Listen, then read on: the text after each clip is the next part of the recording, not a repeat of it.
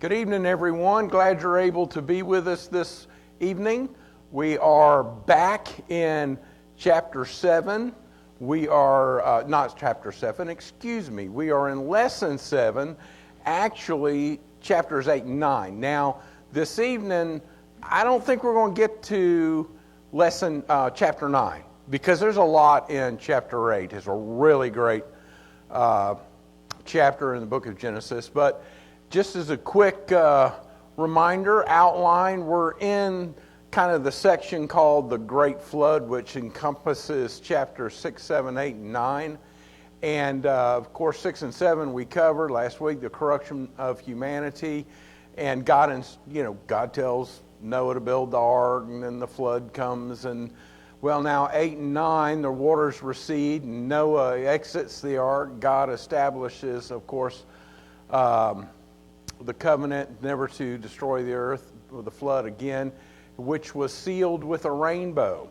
So why don't we get started first and foremost? Why don't we go ahead and read chapter 8? I may stop a couple of times to point a couple of things out, and then we'll go over at the end of chapter 8 after the reading some of the things that we can take from this as Christians and apply to our daily lives. It starts out, but God remembered Noah and all the wild animals and the livestock that were with him in the ark. And he sent a wind over the earth, and the waters receded. Now the springs of the deep and the floodgates of heaven had been closed, and the rain had stopped falling from the sky. The water receded steadily from the earth. At the end of 150 days, the water had gone down. And on the 17th day of the 7th month, the ark came to rest on the mountains of Ararat. The waters, by the way, that says mountains, not mountain of Ararat, because there is a Mount Ararat, but there's the whole range. Y'all probably are familiar with that. Anyway, verse 5, it says, the waters continued to recede until the 10th month. And on the first day of the 10th month, the tops of the mountains became visible. Now, some might think, wait a minute. It said the ark came to rest on the mountains of Ararat, and then it says a little bit later, now you can see the tops of the mountains. Why is that? Well, boats do sit down in the water. They can, ask somebody who's ever hit a sandbar. All you see is water, but there's land right there. It can happen. So that's if you were curious about that. Anyway, verse 6. After 45 days, Noah opened a window he had made in the ark and sent out a raven, and it kept flying back and forth until the water had dried up from the earth. Then he sent out a dove to see if the water had receded from the surface of the ground. But the dove could find nowhere to perch, because there was water all over the surface of the earth. So it returned to Noah in the ark. He reached out his hand and took the dove and brought it back to himself in the ark. He waited 7 more days and sent out a dove from the ark. When the dove returned to him in the evening, there in its beak was a freshly plucked olive leaf. Then Noah knew that the waters had receded from the earth. He waited 7 more days and sent the dove out again, but this time it did not return to him. Now here's something important I'm just going to touch on as we continue reading. The dove came back with the piece of olive leaf, and Noah didn't go, woohoo, let's get out of here. Noah waited. Now we see in verse 13, by the first day of the first month of Noah's 601st year, the water had dried up from the earth. Noah then removed the covering from the ark and saw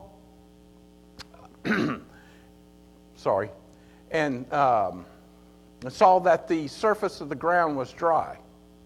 But by the 27th day of the 2nd month, the earth was completely dry. Noah hadn't taken it unto himself to leave the ark yet. And then in verse 15 we see it says, then God said to Noah, come out of the ark, you and your wife and your sons and their wives. Bring out every kind of living creature that is with you, the birds, the animals, and all the creatures that move along the ground, so they can multiply on the earth and be fruitful and increase in number on it. Verse 18 tells us, so Noah came out together with his sons and his wife and his sons' wives, all the animals and all the creatures that moved along the ground and all the birds, everything that moved on land, came out of the ark, one kind after another. Then Noah built an altar to the Lord, and taking some of all the clean animals and clean birds, he sacrificed burnt offerings on it. The Lord smelled the pleasing aroma and said in his heart, never again will I curse the ground because of humans, even though every inclination of the human heart is evil from childhood. And never again will I destroy all living creatures as I have done. Verse 22, the closing here says, as long as the earth endures, seed time and harvest, cold and hot, summer and winter, day and night will never cease. That little noise I made isn't in the scripture there, sorry. I ran down a rabbit hole this week. And it was kind of interesting rabbit hole I ran down this week.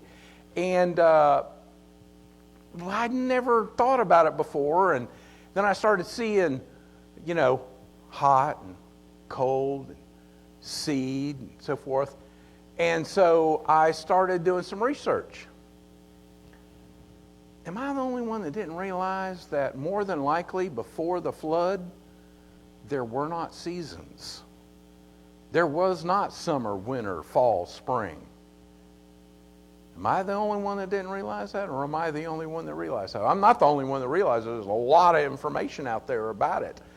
But according to some biblical interpretations, that there were not climate seasons like harsh winters or scorching summers did not exist before Noah's flood.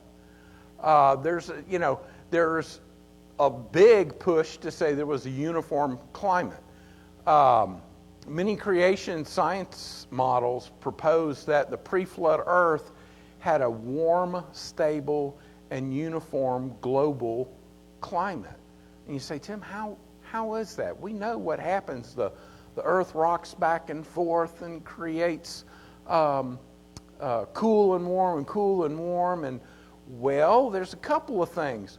Pre-flood, keep in mind, the continents broke up and all the land masses broke up in the flood. We don't know if the earth actually wobbled pre-flood, or it wobbled because of, in fact, the continents breaking up. Now, some suggest a global vapor canopy created a greenhouse-like environment, preventing extreme temperatures both ways. We know in Genesis 2:5 there was no rain before the flood. And 2:5 says that the earth was watered from a mist and not from rain. And we see there in Genesis 8:22 is often viewed as the starting point for predictable seasonal cycles. It says seed time and harvest. They had to plant. They had seeds. Then they harvested. Before Adam and Eve being kicked out of the garden, they didn't even have to cultivate anything. Think about that. And it literally says cold and heat, summer and winter. Why would he be talking about that if that was all happening all along? Can we say factually there were no seasons? No. Does the Bible kind of point to that? Let me rephrase that. Can the Bible be interpreted in that fashion? Yes. But we also have to be quite frank.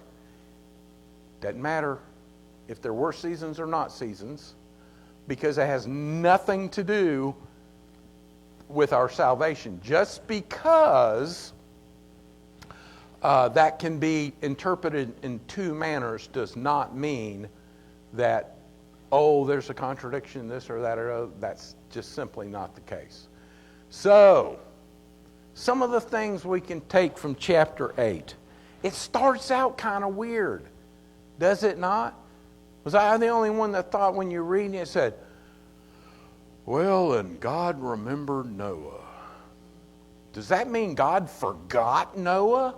Oops! He's been floating around on the water for 2 years longer than he was. No. I'm sure there's some people that want to say that, but that's not the case. You know what I think it's called a euphemism, or a saying, right? Like, for instance, it's hotter than blue blazes out there right now. Or it's, you say something that means something else. In the Jewish writing, oftentimes in the Bible, when it says God remembers someone, it often means that God is about to act according to a promise He made them. So that's where we have here, that's a way of, God remembered Noah is a way the Jewish writers often said, now God was ready to act on His promise. So that's what was going on there. But Noah had been in the ark for a long time. The world outside had been destroyed. The waters covered everything. I wonder what it was like for Noah. He couldn't see God. For the most part, he didn't know what was going on. But there was one thing that was for sure. God was still working. God was still there.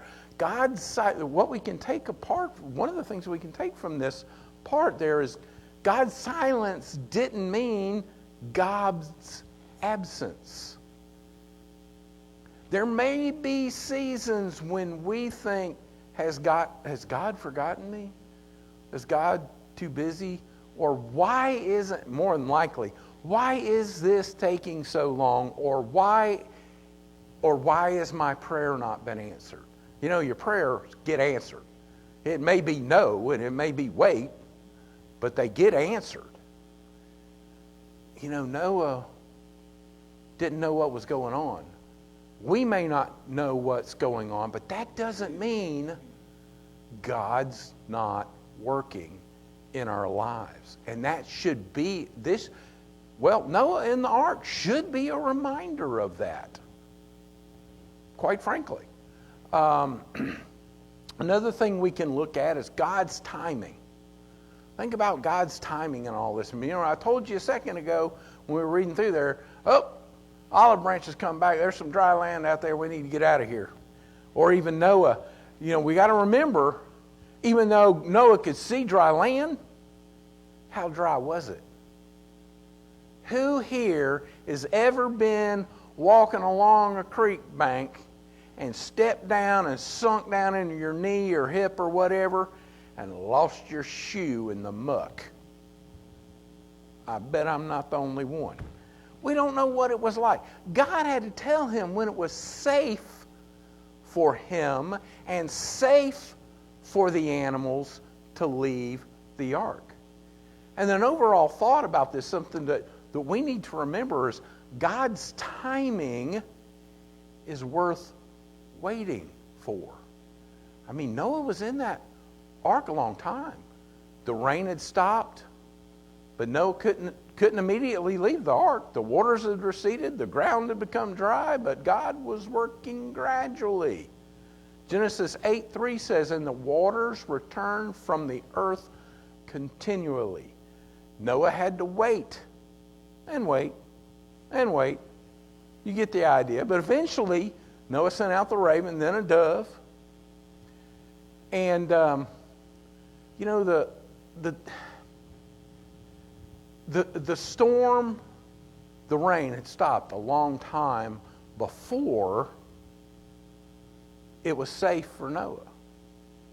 And, sometimes we might think, this problem is over, this storm is over, and everything should return to normal. But there can be seasons between the end of a storm and the beginning of a new season. Don't confuse, we shouldn't confuse us waiting on God and God doing nothing. God may be preparing the ground before He tells you to step out. Think about it.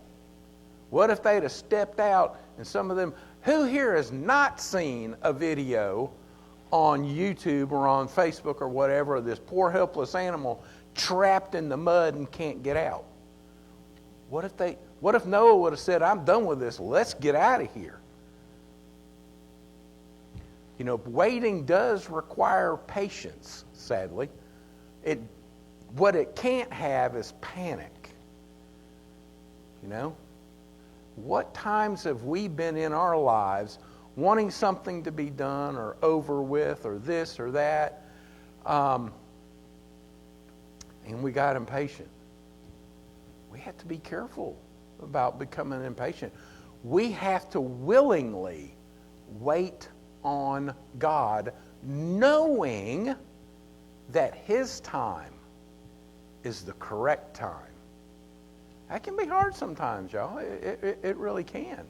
Now we know in chapter 8, verses 15 and 16. 1 second. God spoke to Noah. It says, "Come out of the ark." You know, Noah didn't leave God. Noah didn't leave until God told him to, and that is significant. Noah trusted God enough to wait for God's timing. Don't leave. Have you ever considered maybe where you're at in a situation is a place of safety? Does that mean we could actually leave if we get impatient and go on? Because we think God's not doing something, God might be protecting us. But because we become impatient, we leave and get stuck in a quagmire. You know, sometimes the hardest part of faith isn't surviving the storm as much as it is waiting. You know, whatever you do, remember that old cartoon? Don't ever pray for patience, because God will give you something to make you be patient. There's a little bit of truth in that. But in addition, it was brought up, and it's interesting. Some people alluded to that, you know, that God can use confinement to prepare us for something new.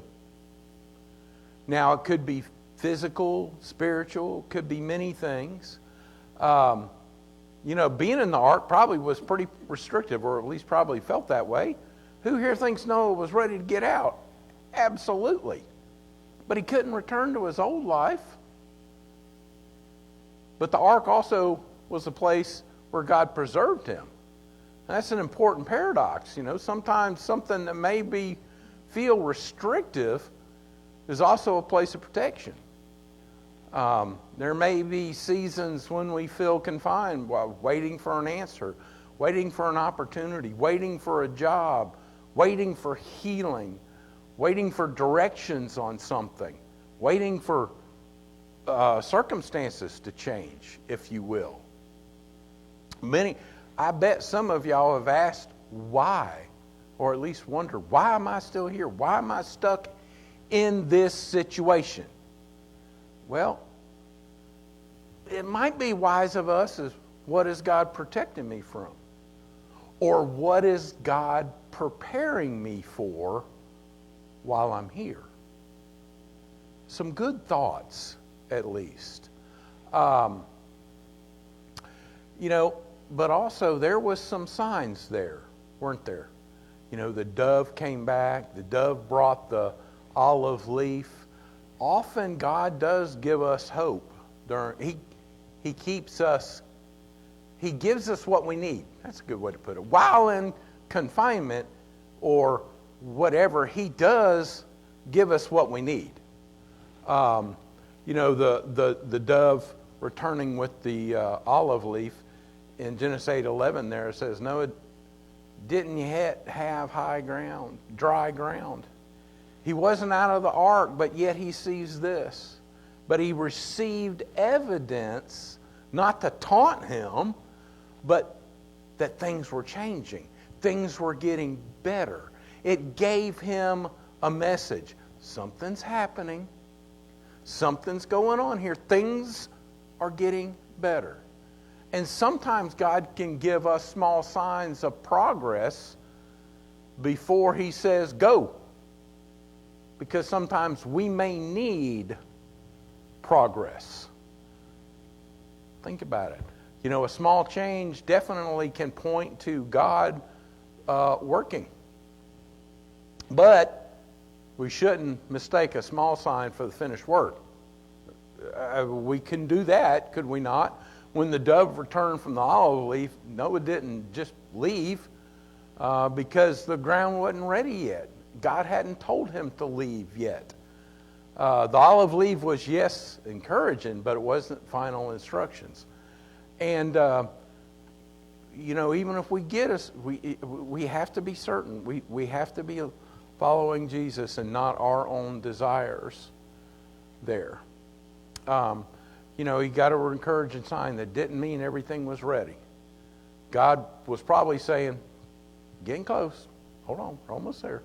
And we can celebrate progress without rushing the process, believe it or not.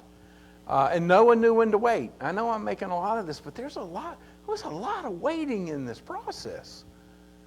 But he also knew when to go on. That's a big lesson too. Noah demonstrated two kinds of faith. Faith to stay, but also faith to go. He'd been kept safe in the ark. Now he was told to leave it. Everything had changed. But it does take faith to stay when God says stay, and also takes faith to move when God says go. One guy brought up something that I wanted to touch on. Sometimes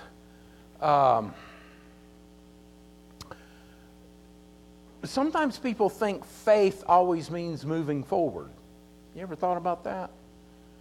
I mean, I can see how that may be the case oftentimes. But faith doesn't always mean moving forward. It could mean you're not ready yet, or whatever I have for you is not ready yet, or the person that is going to help you is not ready yet. That's important for us. Now, I'll get off the waiting thing and the faith stuff wrapped around it. But what did Noah do after he left the ark? What was the first thing he did? You know, 8:20 says, and Noah built an altar unto the Lord. That's what he did first. He didn't build a house. He didn't plant a field. He didn't start rebuilding civilization. Excuse me, that's soda there, a little carbonation. He didn't start rebuilding civilization. He worshiped. And we have to know, Noah had already been thanking God for keeping them alive during all of this. He had to know that it was coming, that he were going to be out of there. But yet, even after he was out of there, surviving the greatest catastrophe ever, Noah's first response was gratitude and worship. You know, when God brings us through a difficult season, you know, what is our first response? Do we immediately move on to the next thing? Oh, good, that's done now. Now I can go ahead and do what I've been thinking about doing. I wonder if Noah was thinking about, man, when we get out of here, first thing I'm going to do is I want some bread or something. I'm going to plant a bunch of wheat so I can make bread again, or plant a vineyard, which we know he does in the next coming up. No, the first thing he did, no matter what his thoughts were down the road, the first thing he did was stop and give God thanks. You know, don't let the blessings of getting out of a storm cause us to forget that God carried us through the storm. So, quite frankly, worship should follow deliverance.